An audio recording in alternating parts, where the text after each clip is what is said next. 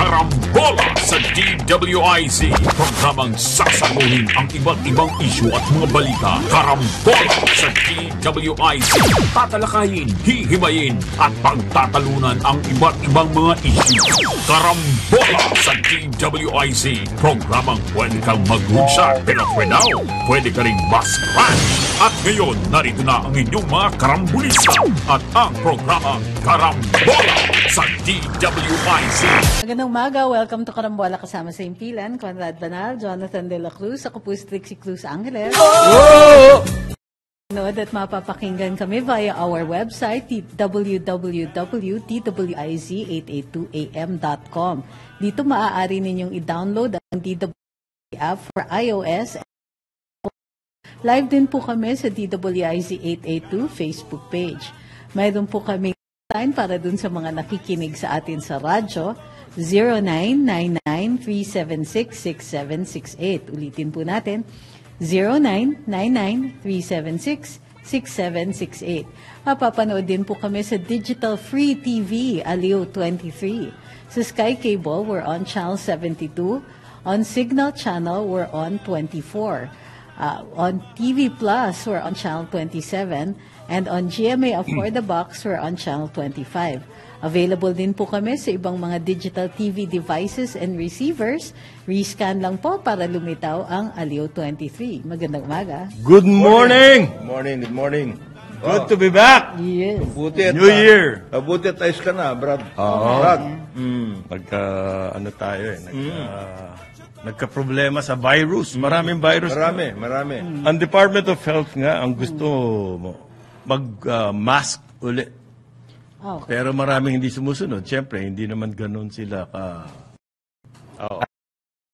na magkasakit. Grabe, ang boses ko hanggang ngayon, medyo sexy pa rin. Kaya, sabi ni Dr. Tayag, yung Undersecretary Tayag na siyang spokesperson ng DOH, suggested nila. Kailangan kung kayo'y kasama sa etc. and everything, you might as well do. At saka kung meron kayo na nararamdaman, Suggested nila. Oo. Iba yan sa suggested retail price. Malayo yan. Pero tuloy-tuloy ang ating pagbabati sa ating mga kababayan. Lalo na yung mga nasa mga barko. Ayan. Mga seafarers natin, mga overseas workers na hindi nakauwi. At nakipag-chat lang o sa ating mga sa kanilang mga pamilya. Yan. Nagpapasalamat po kami sa inyo. Sapagkat bagong taon. Bagong taon, napagtyagaan ninyo at kayo ay nakisama sa inyong mga... Happy New Year sa lahat ng bumabati rin. Sa lahat. Yan. Yung mga hindi namin nabati, over the holidays, binabati namin kayo ulit. Yung mga naghahantay ng leap year. Leap year ba yan? I think. Yeah. I think it's a leap year. So, February 29. may extra one day ngayon. Mga magbe-birthday ng... February 29. 29. Eksakto ngayon ang birthday niyo. Alam niyo kasi, yung New Year, kung bakit may leap year every 4 years, ganyan. Alam niyo, yung lunar New Year, ibig sabihin po yan, magkaiba ng New Year eh. Meron halimbawa sa China na lunar New Year. At ibang parte, India, Thailand, Vietnam, the Tet holiday is a lunar New Year. Okay. Yung pong kanilang New Year base sa ng buwan. Galaw ng buwan. Nakikita natin dito sa mundo yung unang New Year, yung unang buwan, kauna-unahang buwan, yung bagong buwan ng spring. Okay. Papunta ng spring. Yan. Based po lahat yan sa astrology. Yung mga New Year na yan. Ngayon, gusto ko lang ipaliwanag kung bakit may leap year. Astrology o astronomy? Astronomy pala. Astronomy. Yung Science ng stars. Noon ho kasi, dati, ang kalendaryo natin ay Roman calendar noon, Roman calendar, 10 buwan lang. Binago ni Julius Caesar yan, naging Julian calendar. Okay. Tama na yung Julian calendar eh. Ang kanilang base sa galaw naman po ito ng araw. Okay. Ng araw in relation to, let's say, the constellations. Okay. So, na-compute nila, 12 buwan yan. O 365 days. Okay. Pero may sobrang kapiraso eh. Okay. Bali, 365 days and And so one-fourth. many, And one-fourth. Okay. So, Yun po, rough estimate nila, no? okay.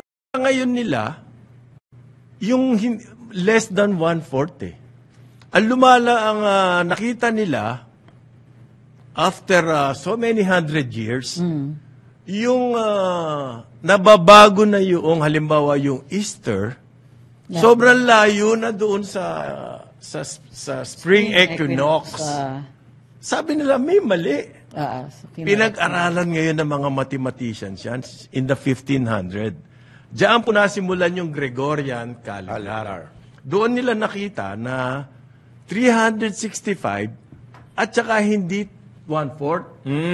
Less than one-fourth. Ganyan po. Kaya kailangan... Ayun na estimate na nila. Paano nila ma-adjust yun? Every 400 years, walang leap year.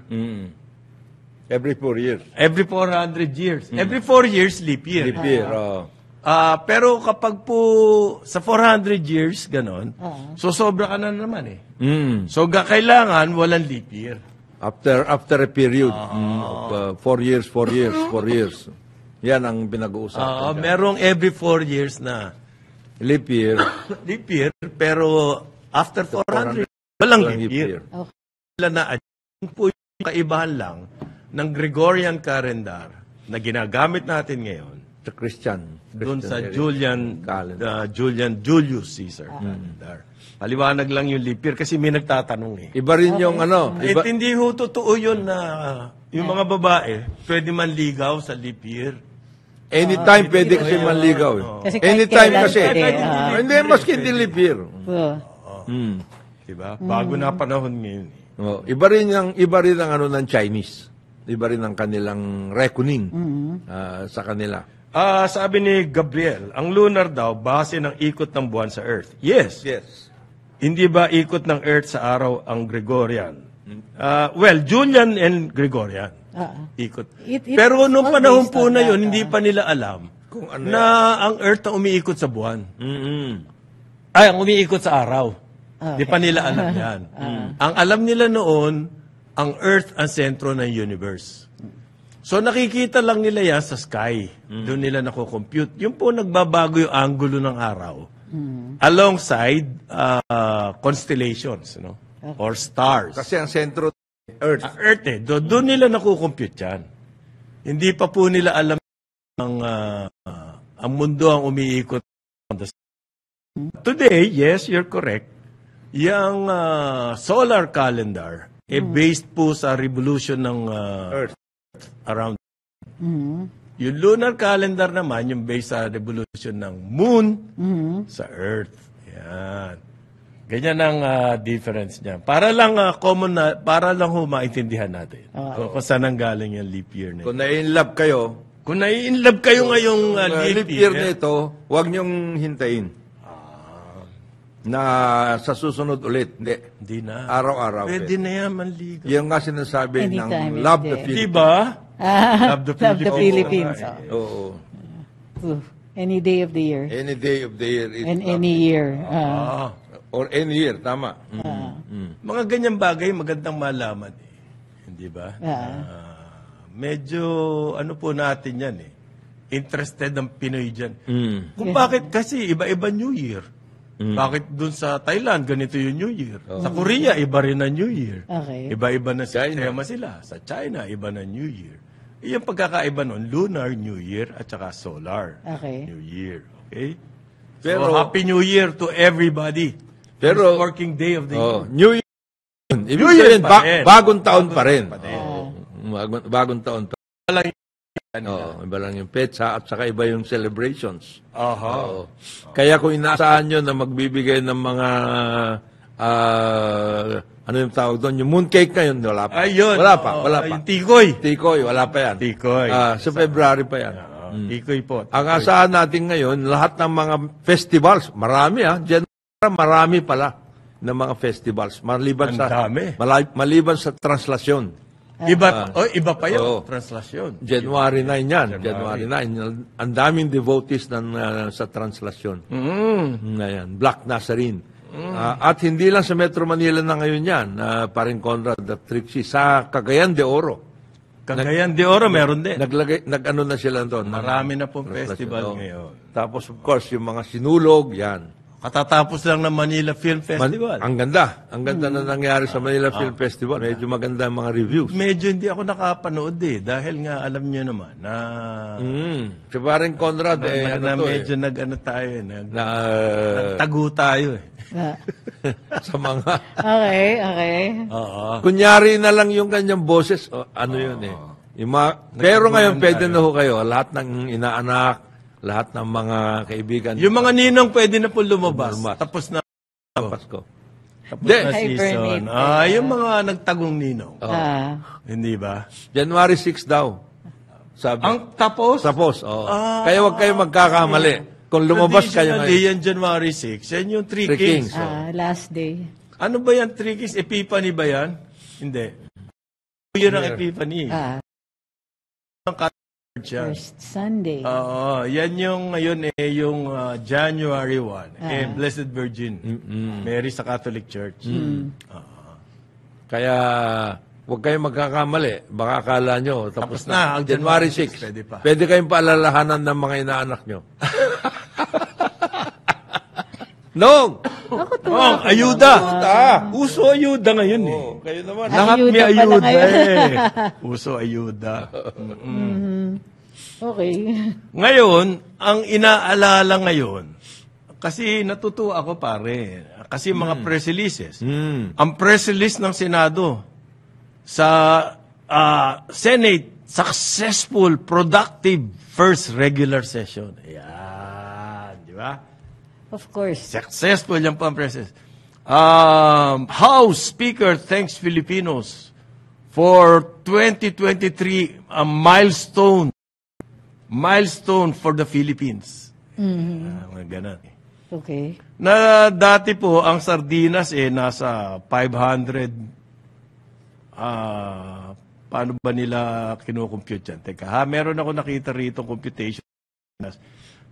Po ang binawas ng content ng isang lata. ng sardinas. Nanggaling From so many grams. From so many grams, pinababa po nila ng husto. Yan, from 155 nasa less than 100. So nababawasan yung content. Yung laman, mas marami ng tomato juice. Kung tomato sauce yan, mahal din yung tomato sauce. Paraan na para kayo. Ang darating na araw niya, paliliitin din yung can. Oo. Okay, hindi na 155 gram can, paliliitin din yan. Yan po ang observation ngayon. So, sa lahat ng products, mangyayari yan. Dati, alam nyo naman Adjustment yung pandesal. yan. The Adjustment. shrinking pandesal. Okay. Ganyan po na nangyayari ngayon sa production na yan. Sa pagkain, yan ang problema. Okay? Ano ang danger nito? Okay. Ang danger po nito ma-turn off ang Filipino consumers. Sa ating production. Sa ating production, lalong mayayari itong mga local producers. Pag nangyari yan, importation galore, at piyesta na naman ang mga smuggler. Yan po ang danger niyan. Yan trend na yan. Na paliit ng paliit. Okay? Dati yung Tide, ganito kalaki yun. Naging sachet mentality. Sachet. No. Para lang ho ang Maka-adjust. ma-afford Yes. ng Pilipino. Ito po ang sinabi na isang survey. 3 out of 5, 60% ng Pilipino sa survey, ang tingin nila, hindi nila masisigurong kakain sila. tumaas na sa naman. mga darating na buwan. 60%. 3 out of 5. Yan po ang survey. Hindi sila nakakasigurong kakain sila. Despite the fact na ang SWS ang sinabi nila, 96% hopeful.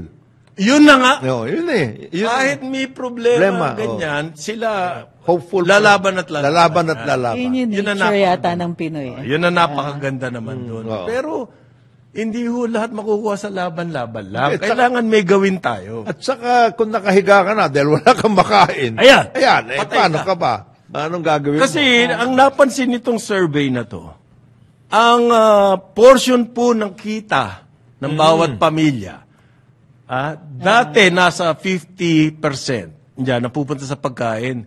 Ngayon ay nasa 75% na.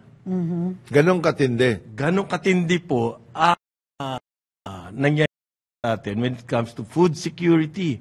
And therefore, gusto ko lang sanang i-relate, Katoto, yung press release ng Senado at saka ng House na napakagaling nila last year. They're so galing. Opo.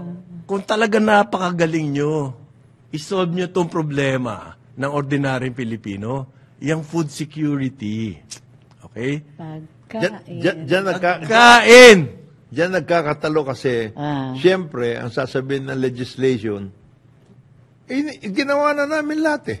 Lahat ng mga kailangan na legislation, ginawa namin. Pero, ang ginagawa naman ng iba dyan, lalong-lalo na yung mga sumusulsol kay Presidente, wala kaming session, magtataas ng taripa. Ay, magbababa. Bababa ng taripa. Para sa importation. Di paano? Execution na yun. Sa amin, ayaw namin sana yan. Kakaawayin ni Joey Salceda lahat yan. Yung land use. Yung land use po, importante yan sa food land production. use. Paano yan? Ba't hindi na yan land use? Para sa logistics system. At saka kung talagang ang problema ng Pilipino nasa isip natin, yun dapat pong budget na yan sa akin, sa ganang akin. Dapat yung agriculture na yan, 3 times, 5 times, in-increase budget, dinaryong tao sa pagkain. Pero nag-increase nga ang budget ng agriculture, pero hindi po ganun kalaki. Yan ang problema dyan. Mas maganda pa nga yung Senado eh. Anong 16 billion lang ang budget proposal. Akalain mo na iakyat sa 28 billion. Ano pala yung House? Yung House. House. Kasi daw, merong mga 30 na kongresista na hindi nila nabigyan ng budget.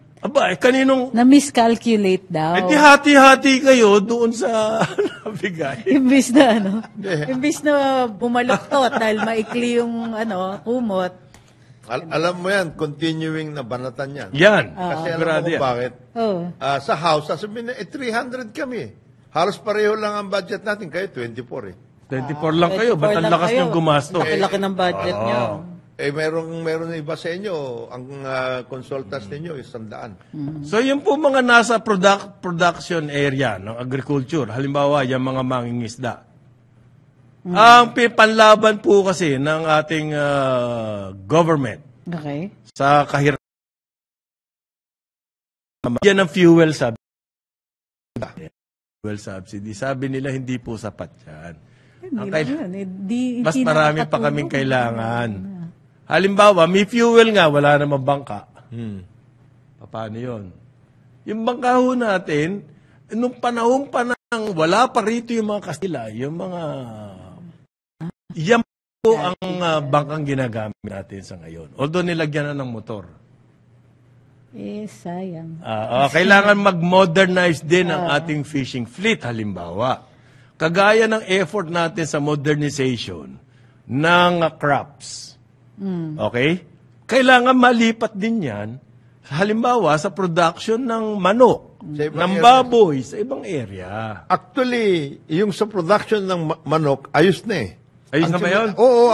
Efficient sila eh. Efficient sila. Ang nagiging problema natin ay yung importation ng parts. Ayan. Yung sinasabi nila eh.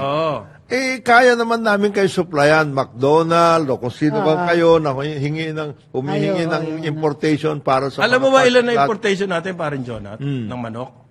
800 million kilos So, a year. isipin mo yun. Grabe. Importation yan. Para bang hindi na tayo nagpo-produce. Malaking problema yan, ha? Kasi itong mga Nandadaya pa yung importers na yan. na-revive na nga halos yung mga iba na dati nagproblema kagaya ng Vitaris. Ngayon, maayos sila. Ayos na sila. Oo. Biglang ito na naman, importation. Yung iba naman, nag-i-impose Philippine product. Yan ang problema dyan. Meron po nag-i-import ng manok. Nakapackage yan, ano? At doon sa packaging legs con legs, wings con wings, ever. O buo. Kaya. Meron expiration. So, Pag yun ang binenta nila, mabubuko. Gagawin, i-repack ho yan. Gagandahan nila yung packaging. Local! Yan. Yeah. Local ngayon yan. ang pinakamaganda doon, yung expiry date. At tanggalin yung expiry date. Maganda nga eh. Ibubuuin nila yan. Sa halip na ang gagawin nila ay comprehensive production, comprehensive repackaging. Yan ang ginagawa naman. At least comprehensive pa din. At least comprehensive pa rin. So, nila reklamo po ng mga local poultry Poultry races. race. Oh. Ay, lugi-lugi naman kami dyan. Kasi talaga mura naman nila mabibili yan. Dahil expired na yan. Aray. Kumbaga, itatapon na lang yan doon sa kung saan nanggaling yan. Ay, tagal na ng issue na yan. Yung pinaka-notorious na nag-i-import niyan, hindi pa rin Hindi na titinag eh. hindi nahahampas. Mukhang malakas eh. Oo. Hindi ho, ganito ang naririnig ko kasi sa mga negosyante. Bakit wala tayong specific program? Halimbawa, manok lang production, meron kang programa dyan na one time. Okay? That will eliminate our dependence on 800 million kilos importation. Napakagaling natin sa manok. Alam mo, sa totoo lang, it's not even a dependence eh. Oh. Kasi nabibili naman yung local. Kaya lang, dahil sa importation, Mura. na, di ba, kasi yung cold storage na pwede sana nating ilaan para sa local producers. Kasi otherwise, talo sila eh. Diba, pipilitan sila magbenta at lower prices, ay mabubulukan sila. Actually, yung sinasabi natin sector by sector, kailangan talaga yon. Kasi ang nangyayari ngayon, totoo nga mayroong government support or assistance pagdating sa mga productive sectors. Kaya lang tingi-tingi. Yun na nga, sinasabi ko, problema one time, big time. Halimbawa, yan ang kailangan. Ito, Kapiras. identified na rice-producing region ito. All out ka dyan. All out ka dapat dyan. Post-harvest facilities, fertilizer, one time, big seed, time. etc., where, rice mill, etc. Ang ginagawa, hindi, imbis na one time, big time, yung comprehensive na Unti-unti. Binigyan naman namin sila ng fertilizer eh. Pero, ilang hektarya binigay nyo? Para doon sa halimbawa, 10,000 hectares ang kailangan na magkano? Tamnan. Binigyan nyo ng 1,000 hectares. Ano ngayon? Tapos yung... Paano yung post-harvest? Yung post-harvest. Binigyan nyo ng fertilizer, nakapag-ani. Sa Hindi ko. Kasi nga, wala post-harvest eh. Lugi. Next cropping season, hindi mo magtatanim yan.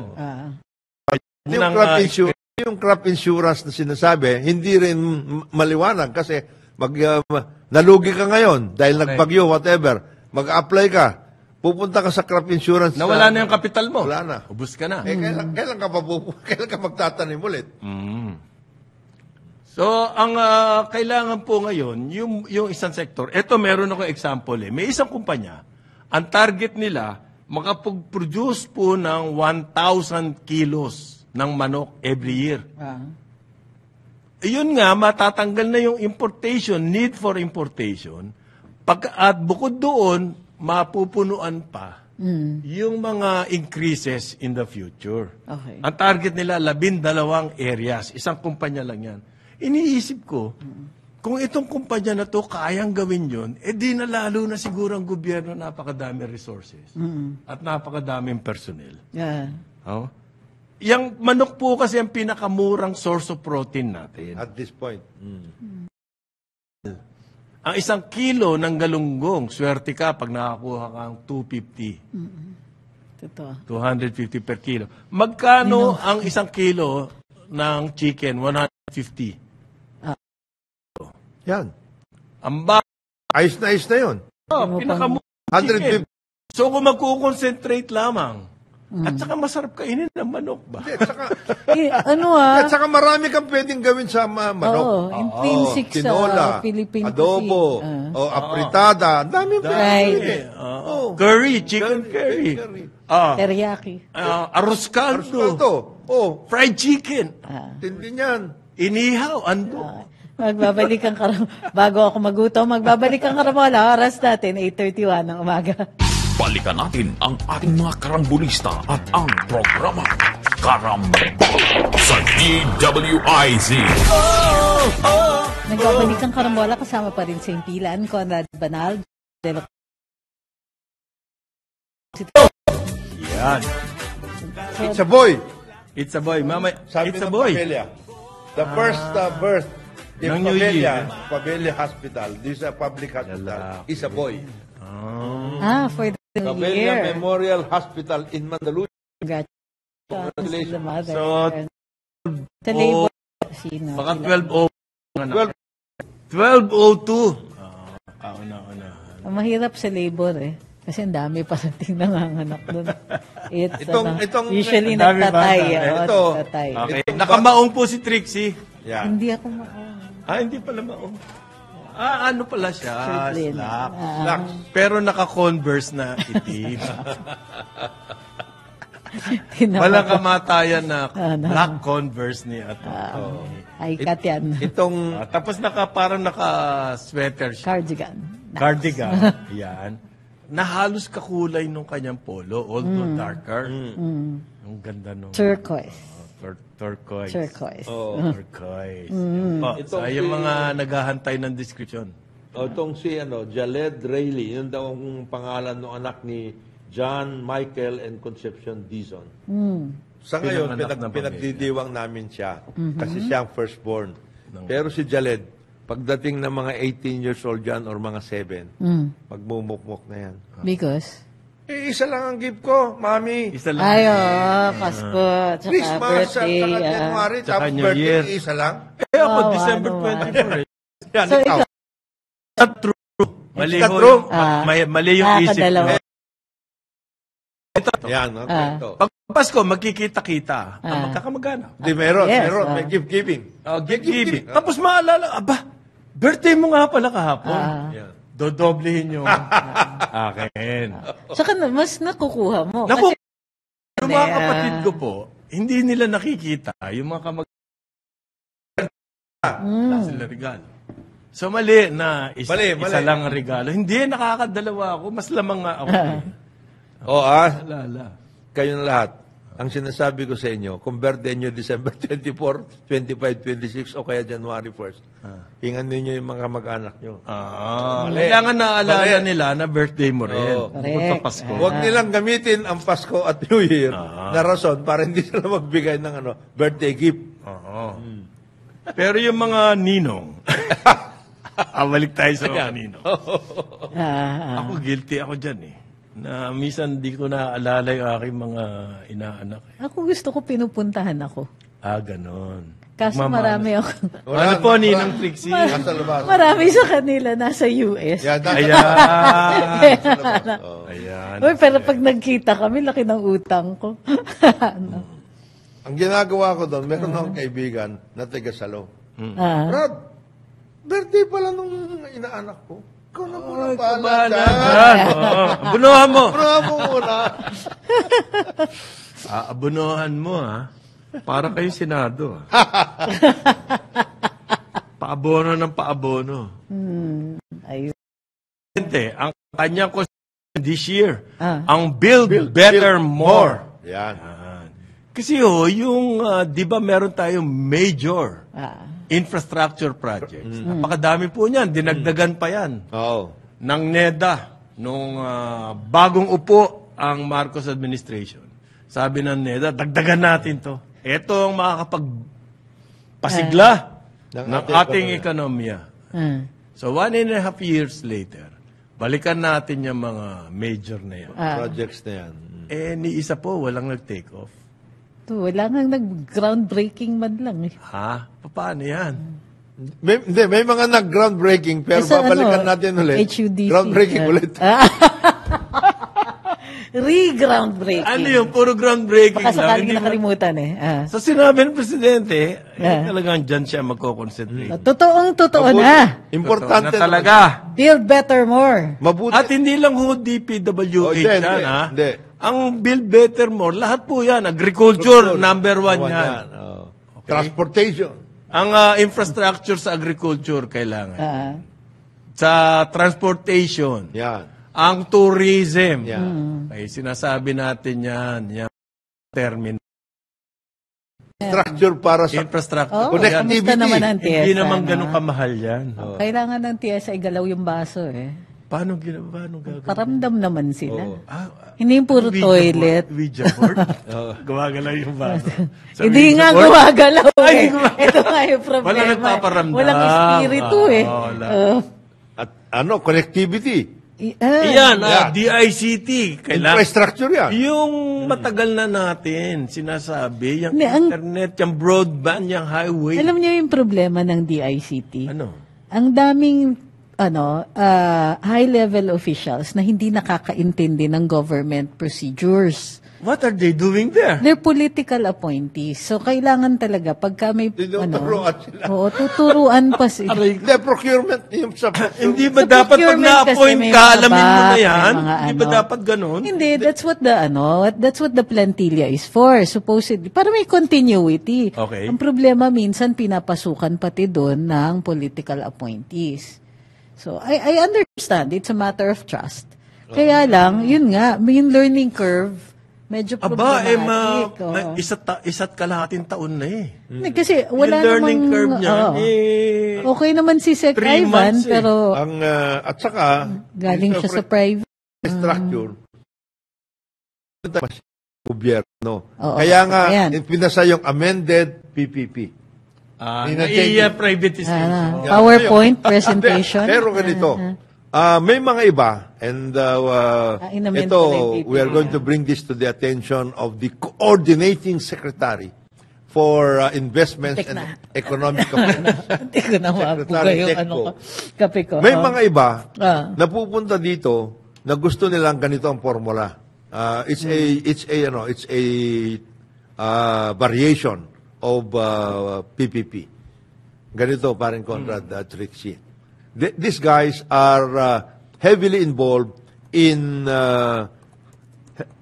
healthcare and education. And Kailangan din ng infrastructure ngayon, dyan. they are now involved in South America, Africa, and parts of Asia at this point. Mga ano Ibig to, sabihin, malaki talaga itong... grupuhan na ito. Yung isa, yung India, yung sinasabi ko palagi na Andhra Pradesh medical equipment, medical technology zone. Naglagay sila ng and they are actually right now manufacturing all kinds of medical equipment na kailangan ng basic sa mga ospital. Pupunta sila rito. Mag-invest sila. Ganito, yes, mag-invest sila with a group that is doing ganito. Design, fund, operate, and manage hospitals. Aha. So sabi nila, gusto namin ganon. Mahal, baka naman mahal. No, sabi nila, we can extend the payment period depending on your budget. Aba, Kung yung sinasabi mo, 10,000, one time, big time. one time, big time. Ganyan din sa classrooms. Yun na sinabi nila. We can also do that. If you want, we can come out with design, fund, operate, and manage these facilities. Kayong bahala sa instructional Ang material. hirap kasi nung unti-unti, pare, wala ka naman na-solve nun.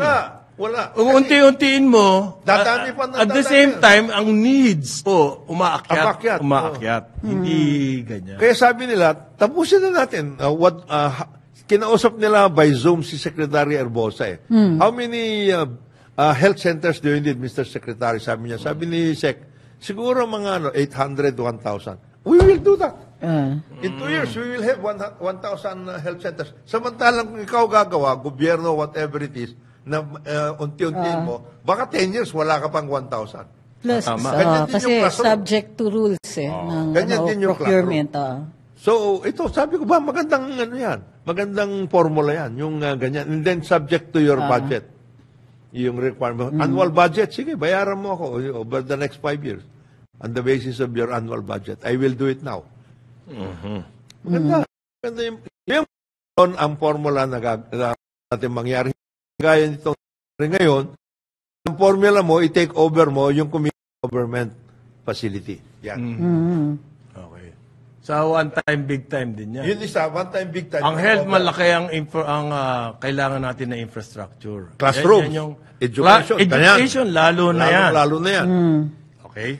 Yan ang gusto natin mangyari ng mga variation. Hindi yung variation na i-take over mo, yung gumaganang government facility na take over mo. Ay, one time, big time, para sa iyo yun. Ang sinasabi kasi din, parang Jonatrix, yung mga economic zones, you mentioned economic zone, di ba? Magkakaroon ng isang economic zone specifically Just for that. to produce medical equipment and medicines, anything related to healthcare. Yan. Yan, oh. Maganda yan.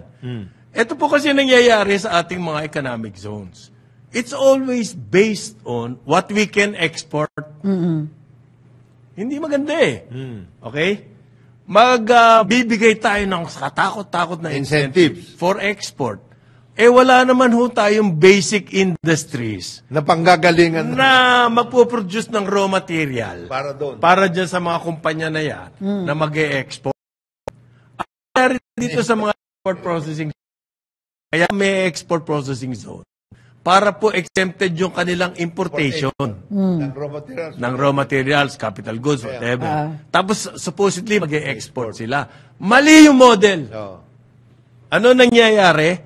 Eto po mga to, papasok ng export processing zones, Daming incentive. free importation, Oh. walang tax, makakawala yan sa local market. Market. Yung That's one form of smuggling. Yes. Yes. Okay? Without actually importing. Maling-mali yung model natin ng export processing zone. Hindi. Actually, nag-start yan maganda yung intention. Somewhere along the way, meron na dagdag ng mga rules. Nakita yung daya. Ayan, nakita yung Parang ano yan party list. Ganda ng intentions, di ba?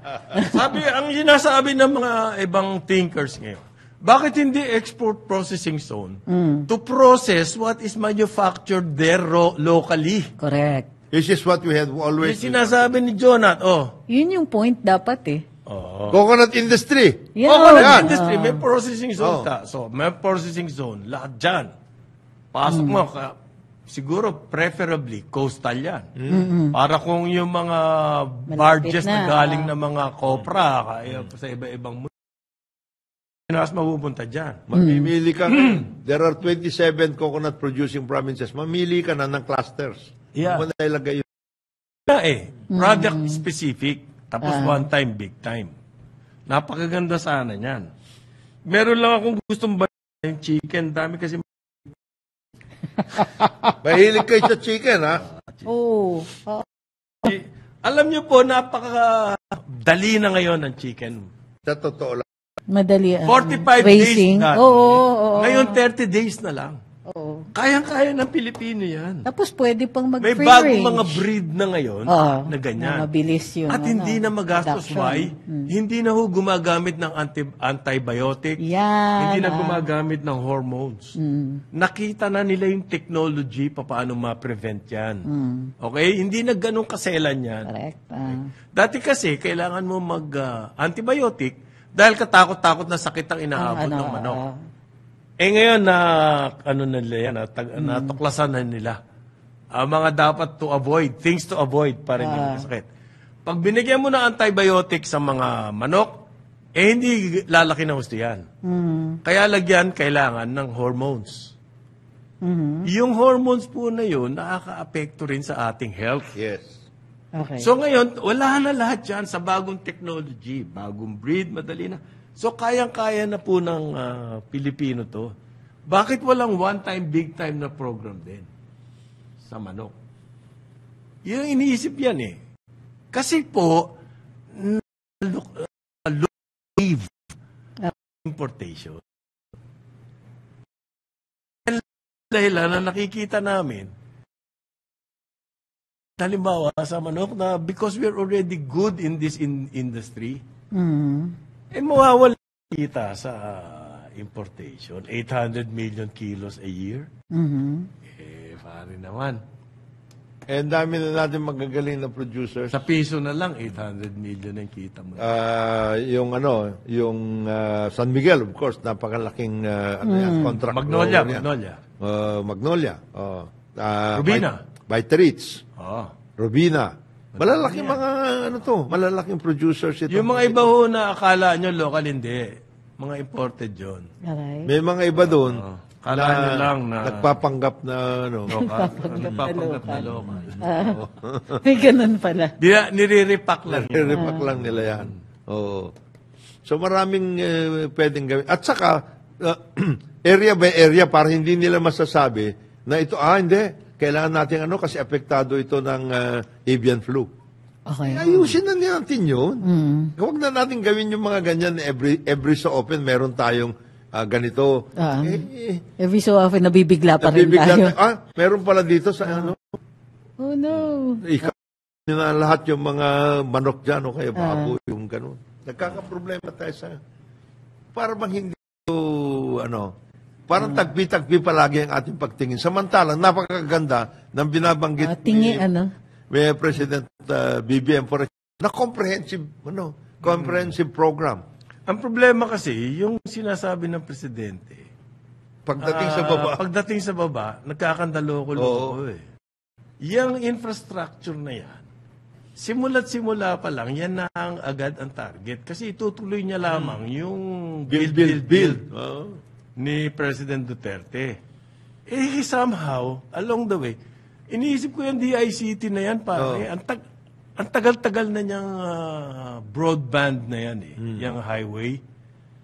Broadband highway. Binigay na nga ng Binigay na nga ng NGCP yan sa kanila. Ba't hindi pa matuloy-tuloy? Meron alam natin kailangan yan. Meron nagsabi na ang malaking nagre-resist yung mga providers mismo. Eto mga telcos. Hindi ba nila na-realize na kapag nagkaroon ng broadband all highway, over the... lalong lalaki ang kanilang business? Dadami ang sasakay lamang sila ang customer nila. Hindi dati maka-afford ng Netflix or what. Dahil dyan sa broadband na yan, magmumura makaka-afford, dadami pa lalo ang customers nyo. Dadami pa ang gagamit. Ibig sabihin. Ba't nyo i-resist? Boss, itong concentrated na kami dito, 10. Kopo na namin to Kopong na namin to Pag nagkaroon ng broadband highway at lahat, dadami yan ang daming mga entrepreneurs, etc. Papasok yan. Papasukin kami. At makawala na yung monopoly namin. Nandito na kami. Ayos na sa amin to Di ba?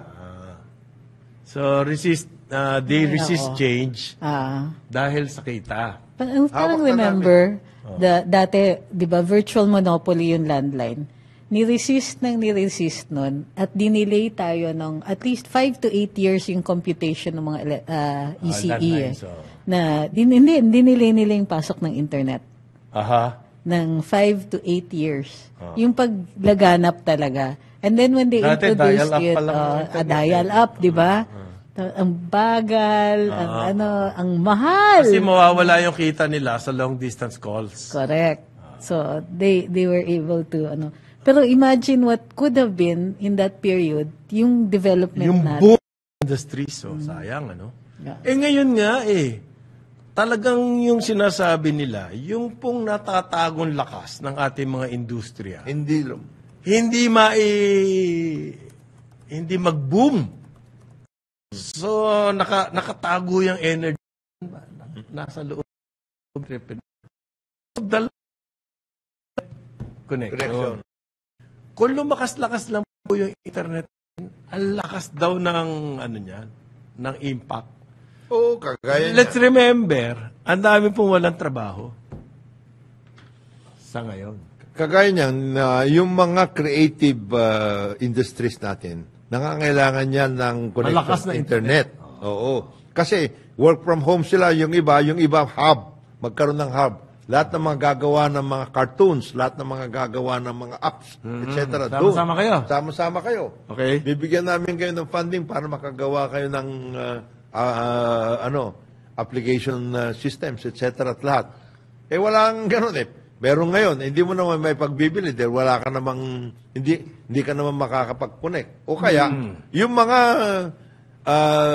kaibigan mo o kaya kasama mo na nasa labas, hindi mo rin nakakausap na mabuti.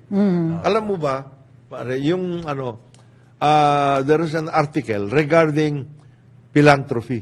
Okay. Ang philanthropy na ito, hindi lamang yung bigay-bigay ganito. Hindi. Hindi ayuda. Hindi lang ayuda. The philanthropy also includes Creating opportunities. Creating opportunities. Tama. Yung ang ginagawa nila, nagkakaroon sila ng parang incubation. Ng mga iba't ibang Yan, na-access yan. Ang laki pala niyan. Enterprise. Yung mga, incubation enterprises. Ang laki pala niyan all over the world. Ba't hindi natin ma-tap yung mga foundation na yun? Bakit hindi natin ma-tap yan? Yan ang aking Mga angel investors, ganun. Hindi. Talagang actual, natin, parang Jonat naman, intindihin mo, papunta ni Chalex, kasama ni BBM sa abroad. Gusto natin yung mga malalaking investment na billion-billion ang bilang. Okay. Tapos ipre-press release mo ngayon. The trip of the president yielded hundreds of billions of promises. Yung mambobola sa kanya. Ganun ba yan? Kagaya niyan, big example. May mga kababayan tayo working in technology companies abroad. Mayroon sila. They know all of these things. Nakakausap sila, nakaka-workout. Gusto nilang bumalik dito sa Pilipinas para sila na mismo makakokontak din nila yung mga pinagtrabahuan nila doon. Magtatayo sila dito. Patay na sila. Dito, kukuha ng funding, land bank, wala. Wala ho kami may bibigay sa inyo. Pupunta sila sa DTI, mayroong 500 million na Creative Industry Fund ang DTI. Last year, hindi nagamit. At sayang, nag-board for the whole year, 2023, ang balita ko, nag-run lang sila ng board meeting 4 times. Anong magagawa mo doon? Di sa kung 4 times. Di na board meeting.